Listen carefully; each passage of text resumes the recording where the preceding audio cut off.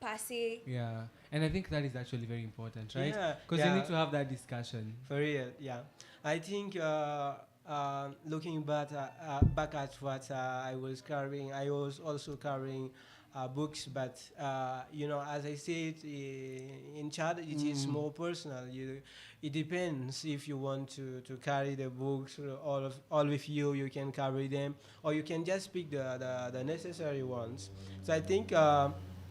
Something I will be mentioning about going early to school in the morning is the weather, because in Chad we used to have that kind of weather that is really cold Yes. in the morning, Yes. like around especially December and January. It is extremely cold. Like Yeah.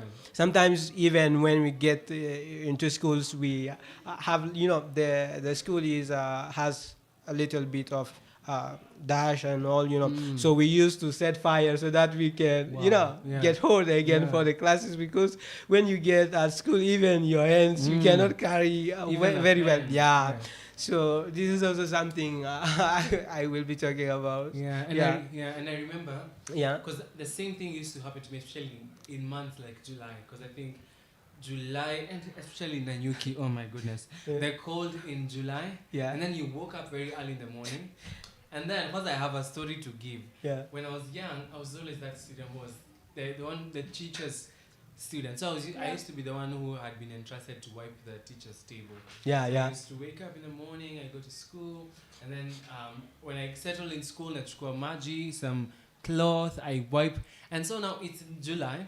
I've come to school very early in the morning because I remember I always wanted by the time 6:30, around there, I'm already in school, Yeah. seated and reading. Yeah. And then I noticed, Yeah. and then now, of course, as I'm doing that, I started getting sick, right? Because I'm waking up so very early. Yeah. Number two, I'm coming in, Yeah. I've already started cold water, wiping the teacher's table.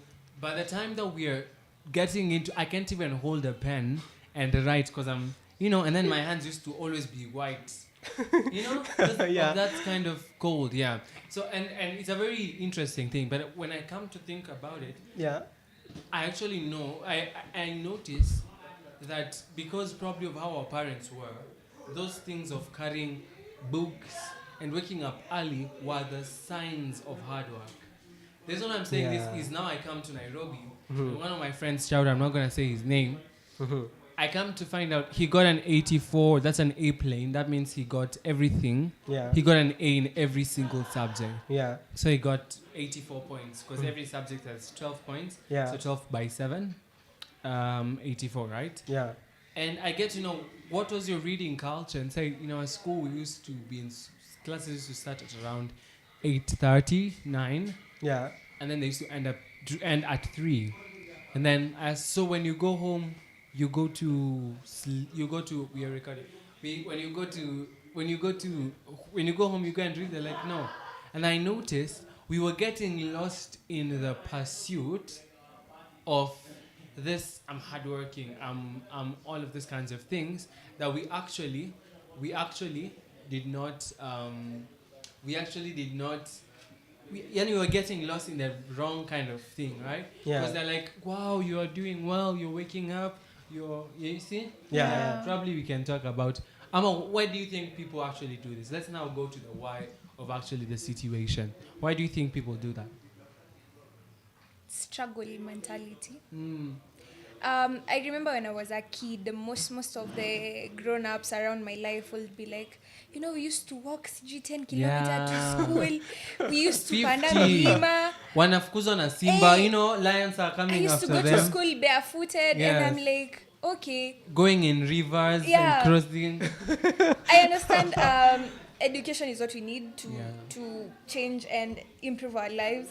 But at the end of the day, why is a kid waking up at 4 a.m. to go to school? Yeah. I feel like it's the struggle culture we have embraced. Because if you look at the British education system compared to the normal Kenyan system, I'll compare it to the the Kenyan education system.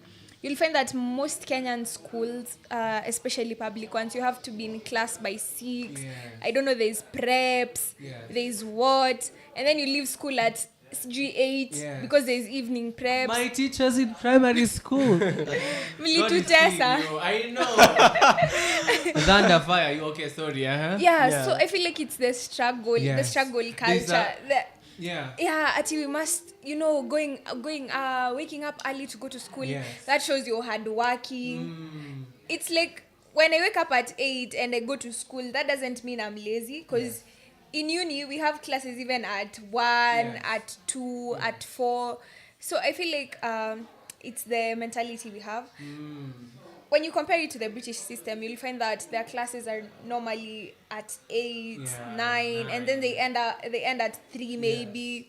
So I feel like it's more of the culture we've embraced overall. Yeah, because you want to feel the grind. Yeah. The grind, you're waking up. Many very turning hardworking. books. That's Yeah. why we've been cutting books, because I think we've attached success to pain. Yeah. Yeah? That there must be a pain that you're doing. Well, actually, there's that part of you putting in the work, but then I feel as if it's something that is a little bit outdated. Yeah, But for sure. I'm also kind of thinking, because I've seen people complaining because of school buses getting kids. But then I'm like, there are places like Laikipia and Isiolo and some parts of northern Chad. Kenya and Chad and very many places where they don't even have the buses to begin with. My primary school up to right now, they don't have a bus. Yeah? Yeah. And when you look at the whole kind of thing, it's early in the morning. Yeah. And this is also now opening up gaps for other things I don't want to mention, but they're very graphic things. Yeah. And I feel as if we need to kind of, but also I'm also kind of understanding, because you mentioned that school is 10 kilometers away. Yeah. So if school is 10 kilometers away and classes are starting at 8, Yeah, you need You have to, to wake up early in the morning, you prepare yourself and hit the road, See, and I think it is not only about that, but it was also, as Bernie said, the parents want to see you struggle, Yes, to yes. see you like hardworking. So sometimes I remember I tell like around 4 a.m. like you are getting a deep sleep. That's where you will hear someone is knocking the door, knocking the door, and then when you woke up, when you open the door, you find that the dad is there. Yes. What you guys are still doing in bed? Yes. Pick up your books and read. Because I like Yeah. Yes. Yeah. So I think one of the cause also will be that the parents want you to be seen as hardworking. Yeah. But it is not always that easy waking up early in the morning. Yeah. But to say it clearly, in child also, like in the school that I have been graduated, like from high school, like the middle school, we used to go at the school around 9, 10. Yeah, but we have to at least start the course at around 1 p.m. to finish at around 4 p.m. So we have basically like 5 hours of classes each day. And from high school, it is also the same, but it is in the morning. So the college and the high school, we use the same school. So there is 2 sessions. So those who have like the higher education, they will be there in the morning, running their classes from 8 to 12 p.m. and then from there the other kids will now be starting there, so the other people will be free to go home.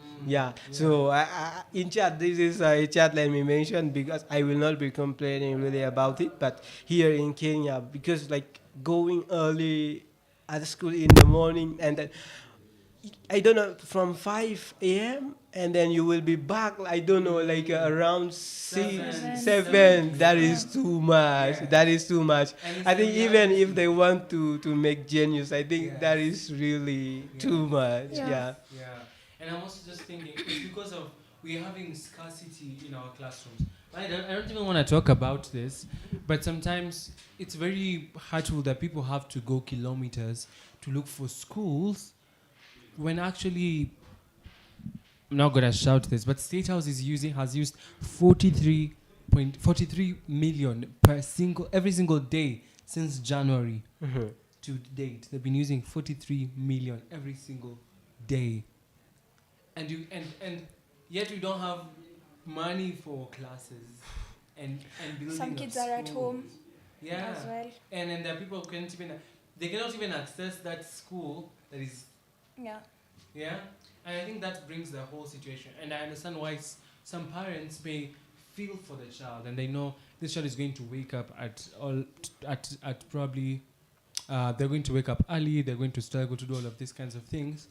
But then they're like, it's the only school and probably the only affordable school. Because I've noticed there's also more of a margin between the middle, the low income, middle income, and also for the top, from the top tier. Because you'll notice the schools that offer like having normal kind of class starting at 9 or 8 and then ending at around 3 are expensive and they are quote unquote for the affluent. Yeah.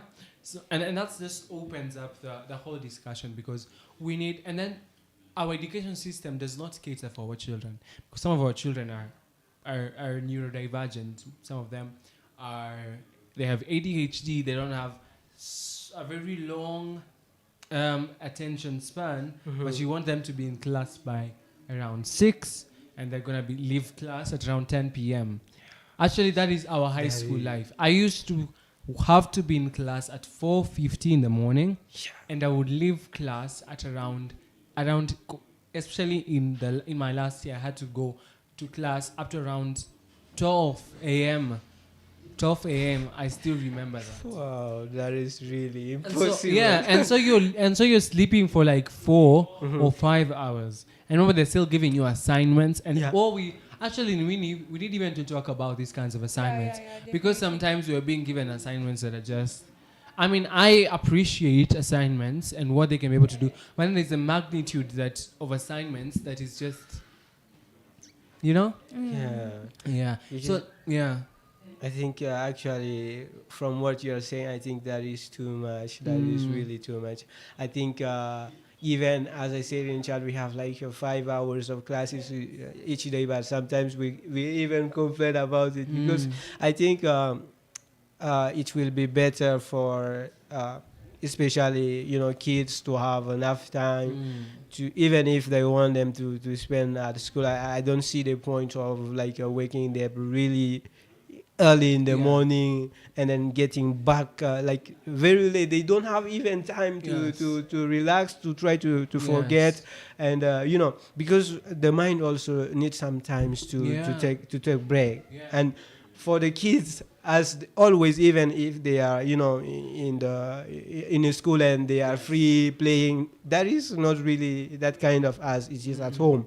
I think if there is like some other solutions, like to get the kids to just have like 6 to 7 hours of classes each day, I think that will be good. And then the rest of the time the kids can go home and play with each other, trying to relax, forget, and then come back tomorrow again. I think that is much better than from 4 to 12, and you see what will you even learn? I don't know.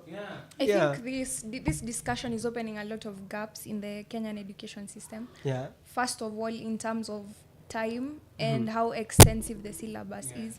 You'll find like a term, because in Kenya we use terms for, not semesters, we call them terms. You'll find that a term has like 13 weeks or 14, and for most of my life I've been in boarding school, so you'll find like 90, actually it's 100% of the time of that term you're in school. Imagine having a schedule like Manasseh's. By the time you're going home, you're burnt out. You don't want to do assignments, and I feel like this is what makes us okay.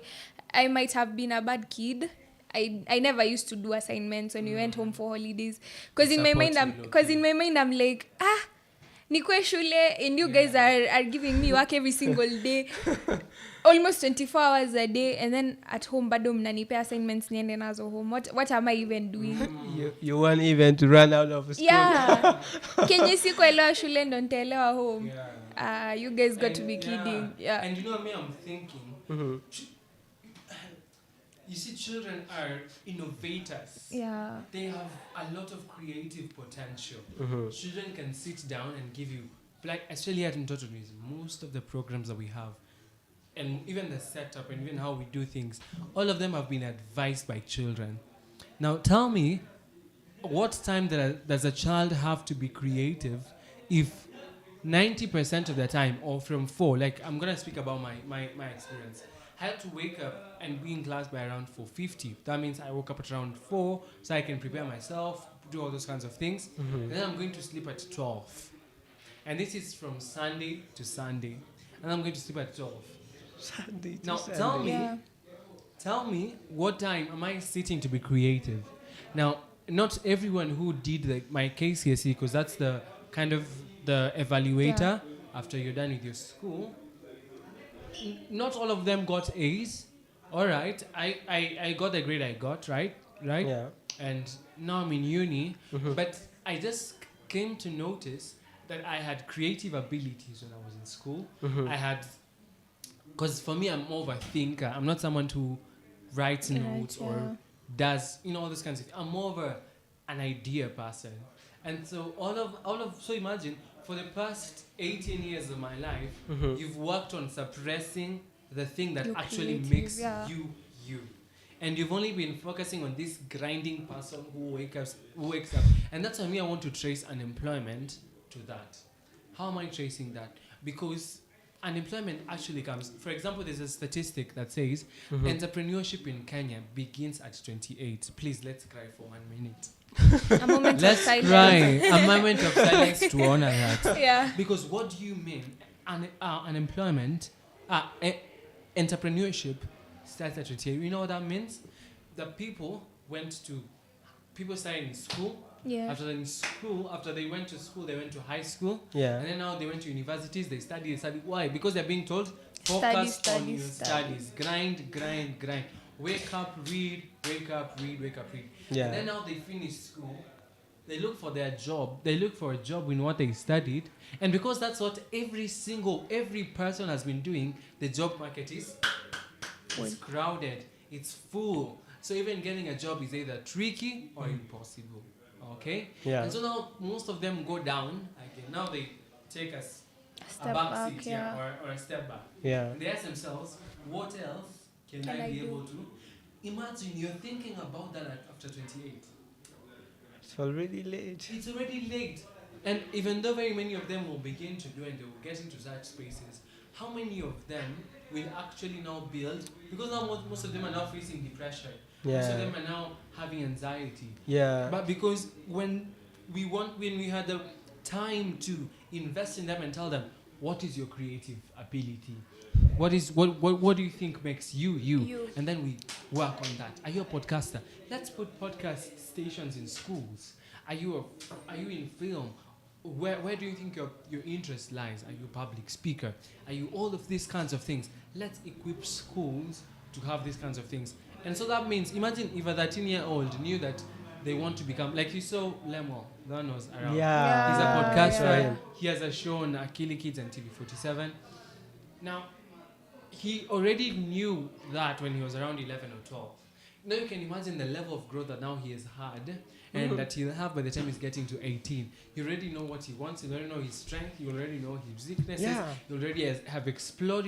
He's already now gotten into the creative economy. You've already seen him. Brands have already said looking for him. All of these kinds of things. Now, and that's why you look at people who are acting when they begin and they're small. When by the time they're 18, they know this is my path.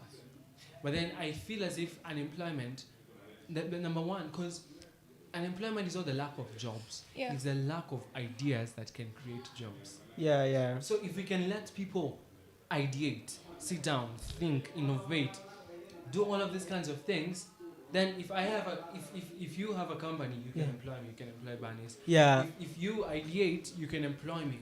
If I ideate, I can employ you. Yeah. So are we giving people that time to brood, to get to know themselves? I am angry, guys. Yeah, I think I you feel like, mentioned an amazing point about unemployment and all of that. I remember I had a conversation, in fact, in one of our groups, and there was a girl saying that you cannot study until at a PhD level, and you will be expecting to find a job from this at this point, I think you will be now the creator. You Yes. don't need a job. Yes. Like you cannot study from bachelor degree until PhD, and then you will be expecting after your PhD graduation to find a job. I think at this level, you need to be creative and to find something that I think studying until the PhD level gives you all the credibility for you to found something and try now to be a boss and employ people to work for you. You don't need to have a degree and wait for somebody to employ you. Yeah. And I think that's what we need to push because, like right now, most 90% of our school time Yeah. and the time that we're in school, we're Yeah. in lectures. Yeah. If you notice that. Yeah. But we don't have, I've not seen an innovation hub in University of Nairobi where you find people, they're doing robotics, they're working on robots or a creative space, Yeah. and the creative space is meant for journalism students. You know? I've not seen a place where like they have this kind of setup. I've not seen a place where they have a setup for young entrepreneurs. I've not seen, and that's all we need to do. We need to create hubs for children and for young people so that they can begin to ideate and innovate. I don't know how this Conversation. is, Yeah. but I mean, yeah. And so probably our producer can tell us how we're doing, and probably, but we can continue. Yeah. Yeah.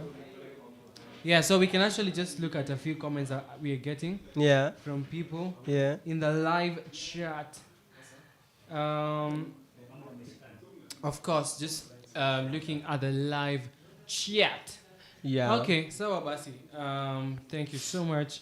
I can see Brian saying that the conversation is hot. I can see Brian King saying that conversation is amazing. Yeah. I can see Omar Hamed saying the conversation is lit. I can see Bernice Njuguna saying Kazim Zuri Sana. Wow. Saying great work you guys are doing. All right, thank That's you so perfect. much. Yeah. I'm just gonna go and call my producer. Yeah. My producer, if you can hear me, I am calling you right now. Yeah. But we can have a conversation before that. Okay. Can we redirect our conversation to where we initially Yes. started? Yeah, for sure. I feel like this conversation can really branch out into many things, Yes. many aspects of children's lives. As someone who has been through the Kenyan system, I'm speaking from experience, and I'm also speaking from experience as someone who is now an adult.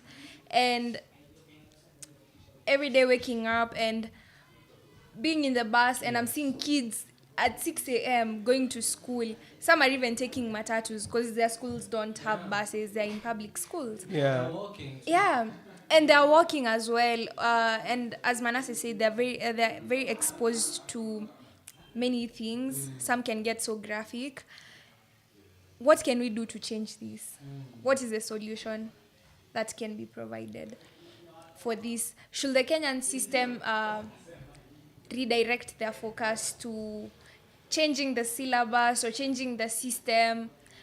Or should they provide better facilities for kids if they need to go to school that early?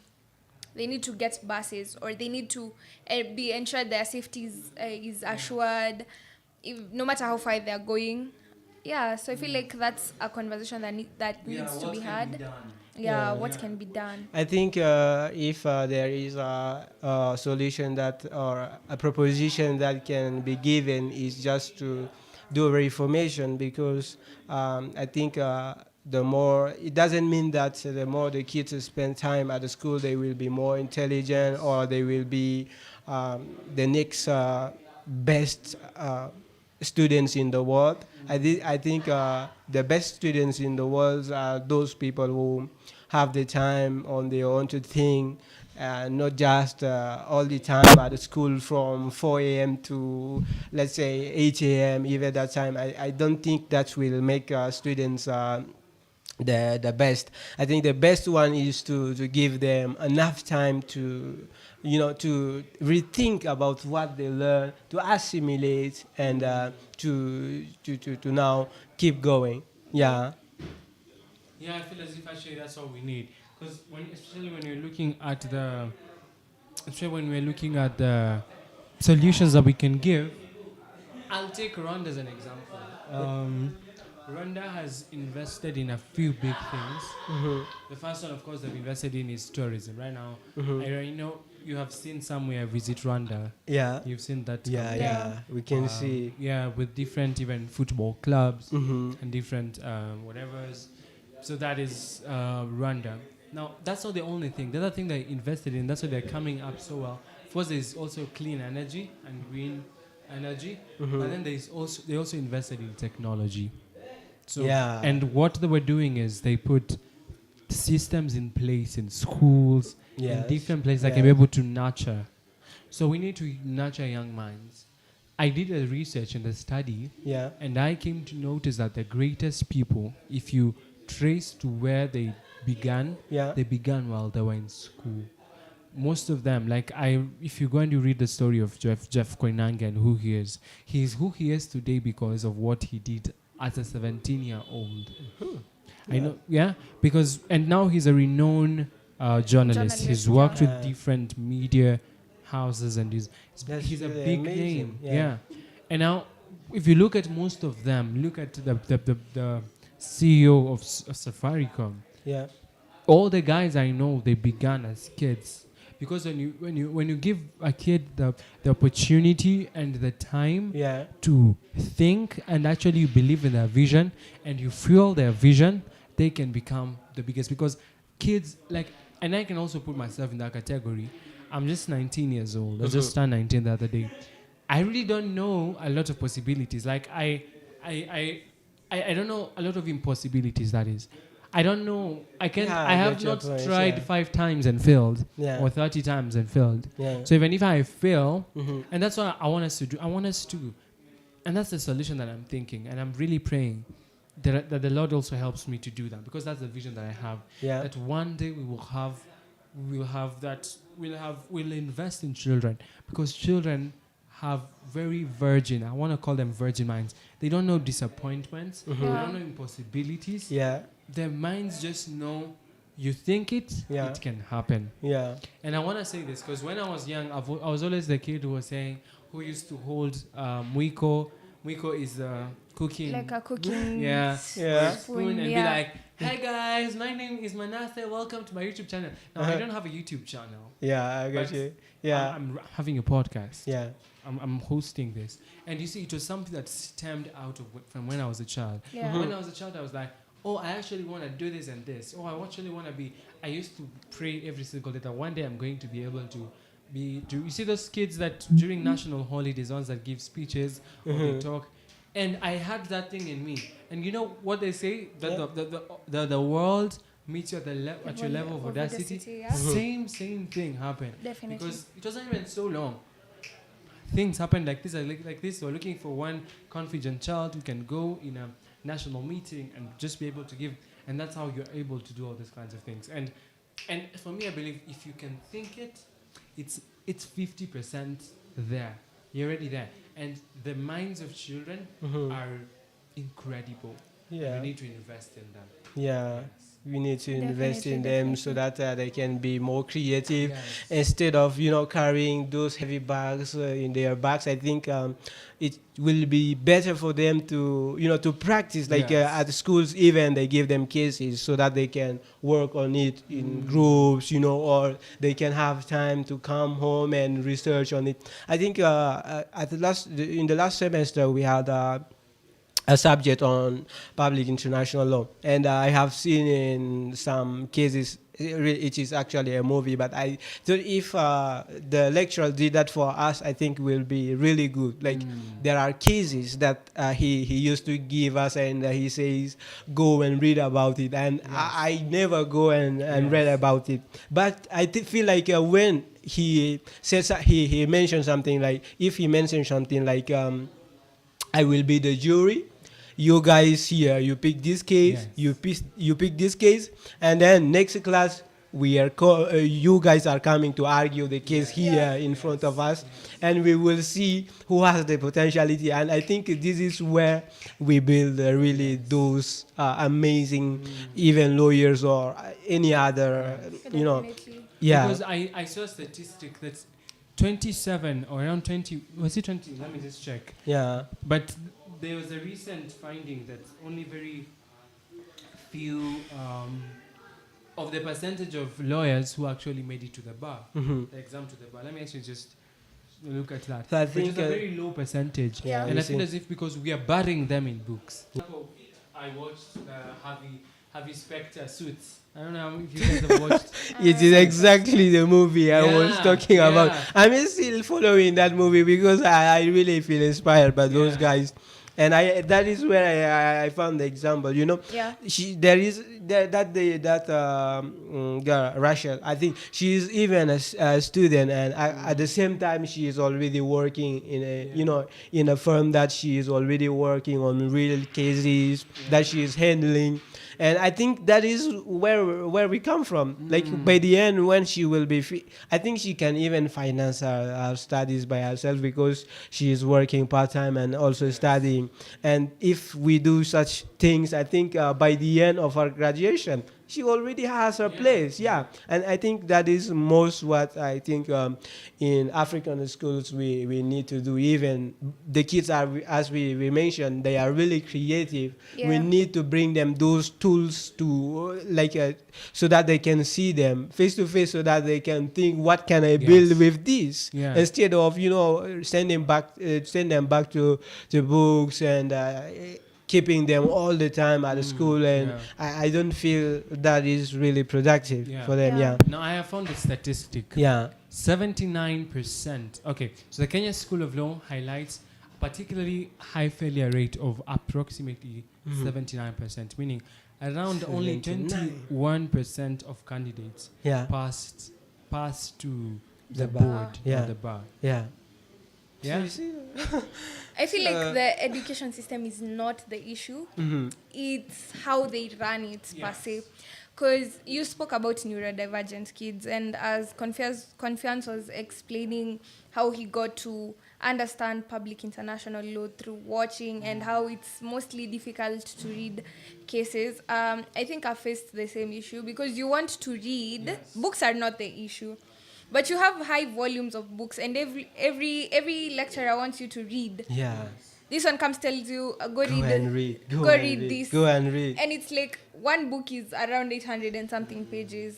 Yeah. You have 13 weeks, and that's not the only thing you're doing. And We're I think having 7 units. and I think I'm also speaking for the young kids.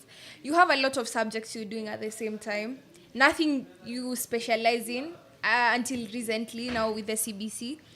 So you'll find that you're reading a lot of things that you'll probably never use in your career or in your life. For example, I used to read Isimu Jami in high school. Yeah.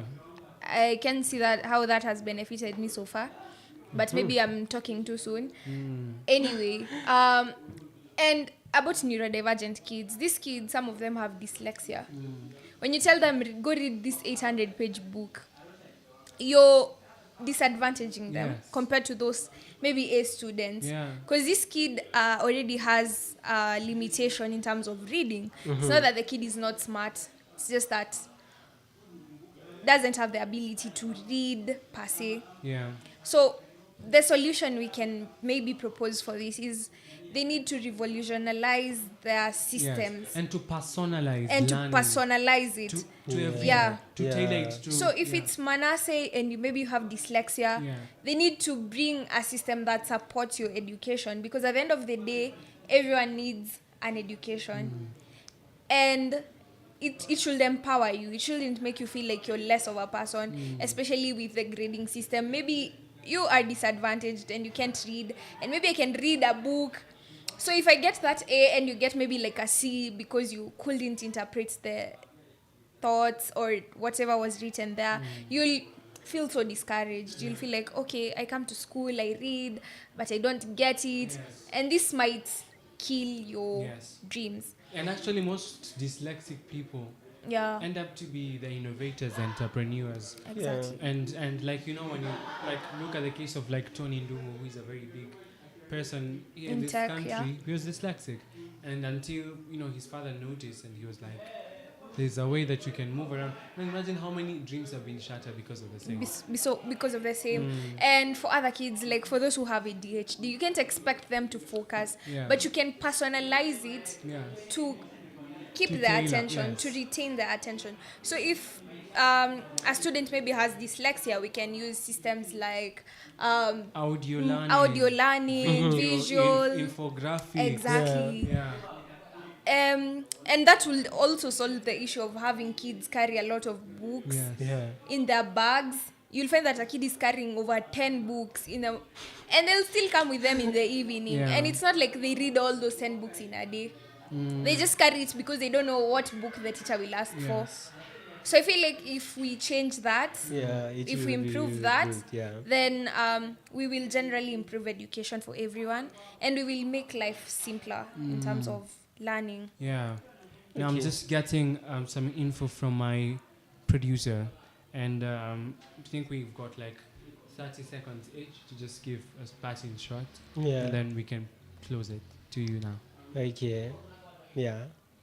So basically, what I will be saying is that I give the time to the kids so that they can do also some other things on their own. It is not the solution for them, like for the teachers to keep all the students at the school from 4 to 8 so that they can be intelligent. I think the best part is to reduce the amount of the time and then let the kids go home and they will play a bit and also try to forget a bit. And then I think if they relax a bit, they will be now able to do their homeworks and also Yeah. think on being creative. Yeah, basically what I will be saying. Yeah, Okay. Yeah. Sure. I totally agree with you. yeah, To you, Burness.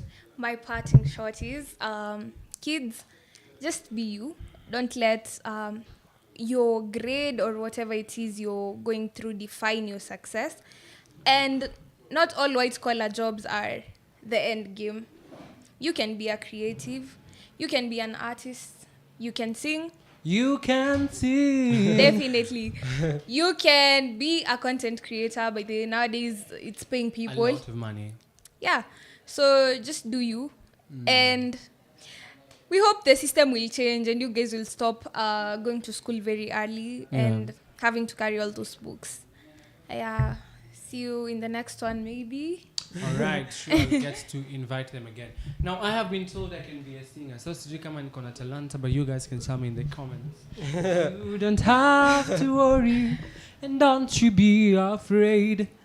We're here, and the system will become better. You don't have to worry. You don't have to be afraid. The system will become better. Now, up till next time, it is I only, the most handsome man in the whole world. Bye. Bye.